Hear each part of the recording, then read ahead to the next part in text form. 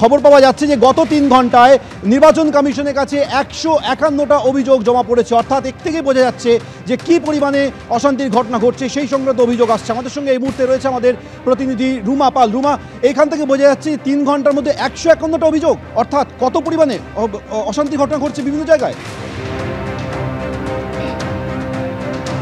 দেখো, প্রথম 3 ঘন্টায় সি ভিজিলে অভিযোগ জমা পড়েছে 151টি। এরপর যা অভিযোগ এসছে সব মেল মারফত এসছে এবং রাজনৈতিক দলের তরফ থেকে এসছে, যেখানে বিজেপি অভিযোগ করেছে 8টি এবং টিএমসি অভিযোগ করেছে 7টি অভিযোগ। এবং এছাড়াও যে অভিযোগ আসছে সেটা নির্বাচন কমিশনের বক্তব্য তারা খতিয়ে দেখছেন। তবে এটা ঠিক ওয়েবকাস্ট চলছে এবং বুথের ভেতরে এখনও শান্তিপূর্ণ রয়েছে, কোনো প্রক্রিয়া বিঘ্নিত হয়নি এমনটাই কিন্তু জানাচ্ছে কমিশন। এবং অন্যদিকে আরও জানিয়ে রাখি, যেহেতু বুথের বাইরে বিভিন্ন ঘটনা সামনে আসছে এবং আমাদের এবিপি আনন্দের পর্দাও দেখা যাচ্ছে, সেক্ষেত্রে কিন্তু একটা প্রশ্ন উঠছে যে 112 কোম্পানি যখন কেন্দ্রীয় বাহিনী রয়েছে, এছাড়াও কিন্তু 47 কোম্পানি কিউআরটি রয়েছে কোচবিহারে, সেক্ষেত্রে কিউআরটি কি করছে? এবং সবথেকে বড় প্রশ্ন, কারণ কমিশনের বক্তব্য যে ভোটের যে বুথের ভেতরে যে শান্তিপূর্ণ রয়েছে সেখানে ভোট প্রক্রিয়া কোনো বিঘ্নিত হয়নি এবং একের পর এক মিডিয়া ওয়াচ চলছে। সেখানে ঘটনার সঙ্গে সঙ্গে জানার পর তারা একটা রিপোর্ট চাইছেন, সমস্ত ঘটনার সামনে আসছে। এবং কিছুক্ষণ আগে যেমন আমরা একটা ঘটনার কথা বলেছিলাম, যেটা পোলিং এজেন্টকে বাইরে বসিয়ে রেখেছে, কিন্তু খবর এসেছিল প্রিসাইডিং অফিসার মারফত যে এরমটা ঘটেনি। কিন্তু এখন যে সমস্ত ঘটনা বিভিন্ন জায়গায় বুথের বাইরে ঘটছে, বিজেপি এবং তৃণমূলের মধ্যে সংঘর্ষ হচ্ছে, বিভিন্ন ঘটনা ঘটছে এবং ভোটারদের ভয় দেখানোর বিষয়টা হচ্ছে, সেক্ষেত্রে কমিশনের বক্তব্য যে সেখানে অবশ্যই সেখানে ফোর্স সঙ্গে সঙ্গে অভিযোগ পাওয়ার পর ফোর্স পাঠানো হচ্ছে এবং যাতে ভোটাররা কিন্তু শান্তিপূর্ণভাবে এবং নির্ভয় ভোট দিতে পারেন সেই ব্যবস্থাও করা হচ্ছে। তবে সবথেকে বড় প্রশ্ন যে 112 কোম্পানি কেন্দ্রীয় বাহিনী এবং 47 কোম্পানি কিউআরটি রয়েছে কিন্তু কোচবিহারে, তা সত্ত্বেও কিন্তু অশান্তি এড়ানো যাচ্ছে না। এইখানে প্রশ্ন রুমা, যে এত বিপুল পরিমাণে কেন্দ্রীয় বাহিনী থাকা সত্ত্বেও কেন একের পর এক এই ধরনের ঘটনা ঘটে যাচ্ছে? অবশ্যই এই সংক্রান্ত খবর এবং রাজনৈতিক বিশ্লেষণ নিয়ে আসছে আমাদের সহকর্মী কুসুমিতা। ফিরে দিচ্ছি ইলেকশন স্টুডিওতে। একেবারে আমি বিশ্বনাথের কাছে এই জায়গায় আসবো। বিশ্বনাথ, ঠিক রুমা যে কথাটা বললো যে কোচবিহারের ক্ষেত্রে 112 কোম্পানি কেন্দ্রীয় বাহিনী, আজকের দিনের জন্য সব থেকে বেশি কেন্দ্রীয় বাহিনী মোতায়েন করা হয়েছে কোচবিহারে। শুধু তাই নয়, 47 কোম্পানি কিউআরটি রয়েছে, তা সত্ত্বেও এতগুলো অভিযোগ। প্রথম 3 ঘন্টায় একেবারে 150টার বেশি অভিযোগ জমা পড়েছে নির্বাচন কমিশনে। শুধু তাই নয়, যেখানে আপনি শুনলেন যে রিগিং এর অভিযোগ উঠেছে এবং সেখানে কেন্দ্রীয় বাহিনী থাকা সত্ত্বেও কোনো লাভ হচ্ছে না। আমি তোমায় পরিষ্কার বলছি যে আমাদের খালি চোখে ধরা পড়ছে যে রাজ্য সরকারের যে বাহিনী আর কেন্দ্রের বাহিনীর মধ্যে সমন্বয় কোনো নেই।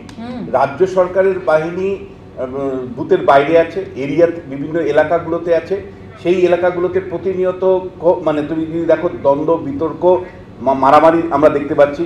ফলে কেন্দ্রীয় বাহিনীকে যথার্থভাবে ব্যবহার করার যে উদ্যোগ, সেই উদ্যোগ কিন্তু সেইভাবে একেবারে। বিশ্বনাথ, আমি আপনাকে একটু বিরত করবো, আমি এখানেই শঙ্কুর কাছে যাবো। শঙ্কু, কেন্দ্রীয় বাহিনী এ রাজ্যে সবার আগে এসে পৌঁছে গেল এবং দীর্ঘদিন ধরে কেন্দ্রীয় বাহিনী এলাকায় টহল দিচ্ছে, কিন্তু আস্থা অর্জন আদৌ কি সম্ভব হয়েছে? এই যে ভোটারদের ভয় দেখানো হচ্ছে, ভোটাররা পৌঁছতেই পারছেন না এবং সেখানে কেন্দ্রীয় বাহিনী সহায়তা করছে না, এমনটাই অভিযোগ করছেন তারা। শুনুন, এই ভোটারদের ভয় দেখানোর পুরো দায়িত্বটাই তো তুলে নিয়েছে তৃণমূল কংগ্রেস। আপনি দেখতে পাচ্ছেন না উদয়ন গুহ কী ধরনের জিনিসপত্র করছে। লাস্টবার শীতলকুচিতে এরা কী কাণ্ড করেছিল, এরা প্রভোগ করেছে সরাসরি, বলছে মা বোনেরা হাতে খুন্তি এসব নিয়ে বেরিয়ে আসুন। তৃণমূল ভোট লুটতে পারছে না বলে আজকে রাস্তায় নেমে বলছে কেন্দ্রীয় বাহিনী আমাদেরকে ভোট লুটতে দিচ্ছে না। এটাই হচ্ছে ওদের মূল অভিযোগ। তার ফরমেশন অন্যরকম হচ্ছে, কিন্তু ফ্যাক্ট হচ্ছে তো তাই যে ওনারা ভোট লুটতে পারছেন না। কেন্দ্রীয় বাহিনী আছে বলে এই যতটুকু হচ্ছে আপনারা দেখতে পাচ্ছেন ততটুকু, না হলে তো পুরোটা উদয়ন গুহরা লুটে নিতেন, পুরো রেজাল্ট বদলে দিতেন, যা করার করেছে। না না, একটা সমস্যা হচ্ছে কোথায় দেখো, শঙ্কু যেটাই বলছে কেন্দ্রীয় বাহিনী নিয়ে এত ঢক্কানি দাঁত, এই 900 কোটি কারণ 1900 কোটি নিয়ে কিছু হবে না। কারণ হচ্ছে তুমি যে আস্থার কথা বলছো, সে আস্থার উল্টো কাজটা করছে কেন্দ্রীয় বাহিনী। কেন্দ্রীয় বাহিনী যদি প্রভোগ করে, কেন্দ্রীয় বাহিনী যদি মানুষ কেন্দ্রীয় বাহিনী দেখলে ভয় পায়, তাহলে কোথায় শান্তি আসবে? তুমি দেখো দক্ষিণ কলকাতায় একটা গন্ডগোল পাবে, কারণ তৃণমূল কংগ্রেস কনফিডেন্ট দক্ষিণ কলকাতায় আমরা জিতবই। সেখানে দাঁড়িয়ে বিজেপি যদি মানে যেখানে আপনারা সেখানেই গন্ডগোল পাওয়া যাবে, মানে যেখানে তৃণমূল কংগ্রেস কনফিডেন্ট নয় অভিযোগটা সেখানে, তার মানে যেখানে তৃণমূল কংগ্রেস কনফিডেন্ট নয় গন্ডগোলটা সেখানে, আপনি সেটাই বলছেন। মমতা বন্দ্যোপাধ্যায় একেবারে শুরু থেকে বলছেন নির্বাচন কমিশন নিরপেক্ষ নয় এবং নির্বাচন কমিশনকে বিজেপি ব্যবহার করছে। আজকে দিনের শুরু থেকে দেখা যাচ্ছে কেন্দ্রীয় বাহিনীর বিরুদ্ধে অভিযোগ উঠছে। কেন্দ্রীয় বাহিনীও কি নিরপেক্ষ নয়? অভিযোগ, এত অভিযোগ কেন থাকবে? একদম নয়।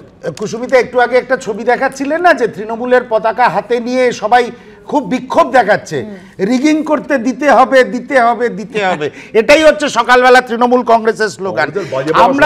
আমরা নববর্ষের গিফট পেলাম তো একটু আগে উদয়নবাবুর থেকে। উদয়নবাবু বাংলার মানুষকে, বাংলার সংবাদ মাধ্যমকে গণতন্ত্রের পাঠ পড়াচ্ছেন। এর চেয়ে হাস্যকর জিনিস বাংলার মানুষ, বাংলার ভোটাররা কোনোদিন দেখেছে বলে মনে হয় না। এই দল, এই তৃণমূল কংগ্রেসের নেতা 2019 সালে বাংলার সব সংবাদ মাধ্যম দেখিয়েছিল পূর্ণেন্দু বোস দাঁড়িয়ে রাজারহাট নিউ টাউন এরিয়ার একটা পোলিং বুথের সামনে কেন্দ্রীয় বাহিনীকে বলেছিল, আমরা এখানে থেকে যাব, কাল তোমাদের চলে যেতে হবে, তোমরা চুপ করে থাকো, যেরকম কাজ আমরা করছি করতে দাও। কিন্তু এখানে প্রশ্নটা এটাই উঠবে কনিনিকাদি, যেখানে বিজেপি হোক তৃণমূলই হোক, একেবারে বাড়ির সামনে যদি বোমা সাজানো থাকে, যদি হাসুয়ার কোপ দিয়ে বলা হয় যে আজ যদি ভোট দিতে যান হাত পা কেটে নিয়ে যাওয়া হবে, রাজনৈতিক দল রং নির্বিশেষে, আপনি বলুন তো, বাহিনী থাকা সত্ত্বেও সত্যিই তো যদি এরপরে 3 মাসও বাহিনী থাকে, 3 মাস পরে কি হবে সেই ভরসা কে দেবে? সেটাই হচ্ছে কথা, যে কেন্দ্রীয় বাহিনী একদিকে বলছেন আর ওদিকে রাজ্যের বিভিন্ন নেতারা, তৃণমূলের নেতারা, তারা বলছেন যে কয়েকদিন থাকবে তারপরে চলে যাবে। তাহলে মানুষের মনে যে আস্থা তৈরি করার কাজ, মানুষের যে শান্তিপূর্ণ ইলেকশনটা যে রচনা করার কাজ, ইলেকশনটা যে ঠিকভাবে করার কাজ, সেটা কে করবে? কেন্দ্রীয় বাহিনী বা রাজ্যের বাহিনীর প্রশ্নটা না। এগুলোর কথা আজকে আসছে কেন?